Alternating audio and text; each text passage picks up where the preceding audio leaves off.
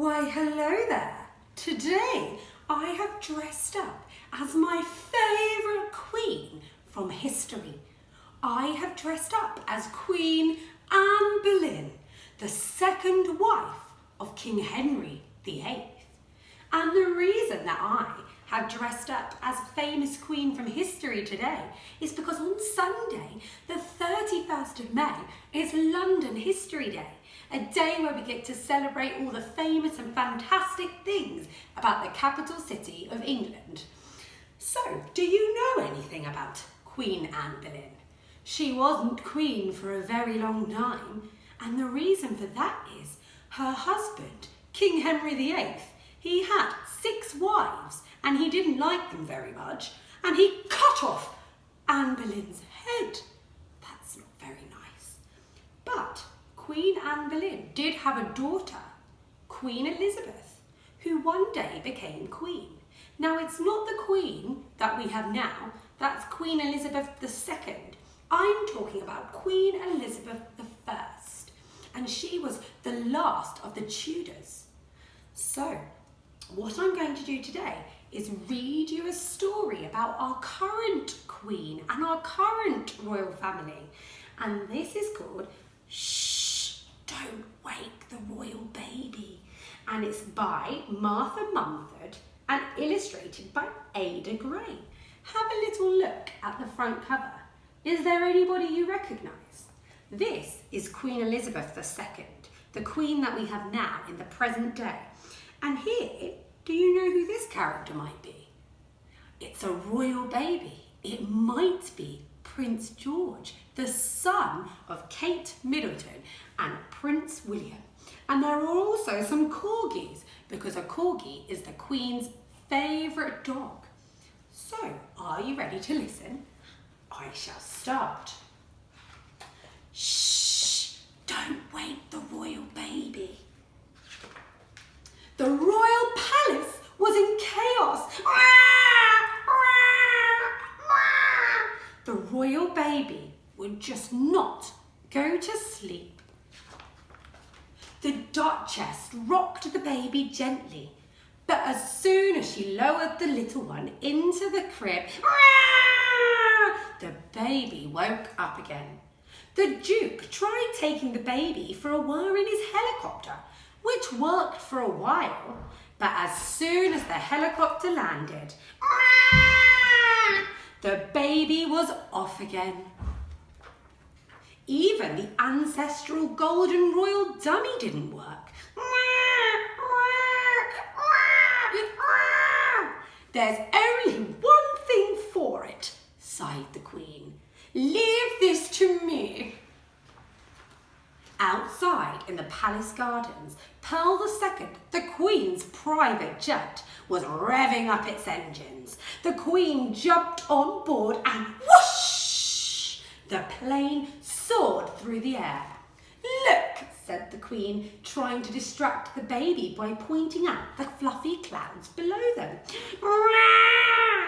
But the royal baby just kept on crying. Okay, sweet pea, cried the Queen. Hold tight. With that, the Queen opened the aircraft door, pressed the eject button, and leapt out of the plane. Geronimo! As her parachute unfolded and they gently floated to the ground, the royal baby was finally fast asleep. Everyone gathered around the crib and gazed lovingly at the darling baby, sleeping peacefully. What a treasure! Just then, the King strode in. Bravo! He cried. It worked! 3 cheers for the Queen. Hip, hip, hooray! Hip, hip, shh! Said the Duchess. Don't wake the royal baby. But it was too late.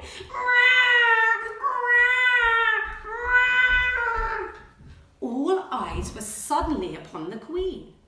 There's only so much parachuting one can do at my age, she said. You'll just have to try and rock the crib instead. So the King rocked the crib gently and sang, Rock-a-bye, royal baby, please fall asleep.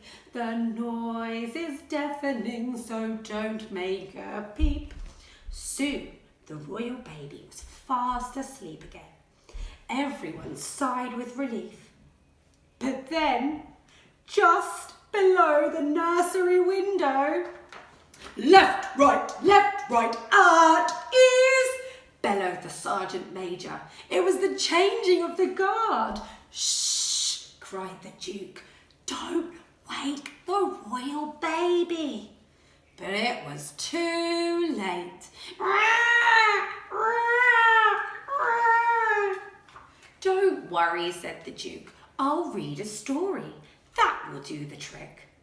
Once upon a time in a beautiful palace there lived, and before he had the chance to say they all lived happily ever after, the royal baby was dreaming sweet dreams until...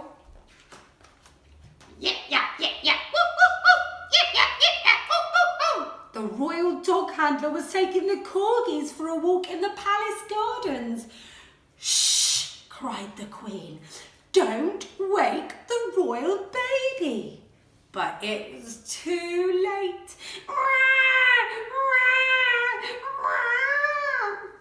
Then came an even noisier kerfuffle. Clitter, clatter, clitter, clatter, clink, clink, boom. What on earth, bellowed the Duke, is that? Busy in the banqueting hall, the baby's auntie and uncle were preparing the most lavish party to celebrate the new arrival. More bellinis, we need more bellinis, called the baby's auntie.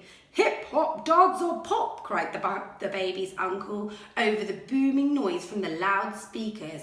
Shh, cried the Duke. You'll wake the royal baby. Enough, said the Duchess. Everybody out. All of this noise and fussing is not helping one little bit. This baby needs peace and quiet and a cuddle from Mummy and Daddy. And she was right.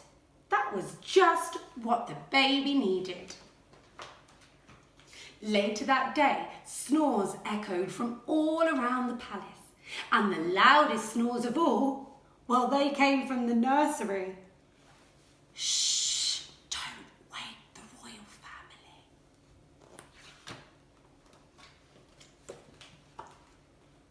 I love that story. Who's your favourite member of the royal family? It could be past or present. Why don't you draw a picture of them and find out some facts and write some sentences? See you soon. Bye.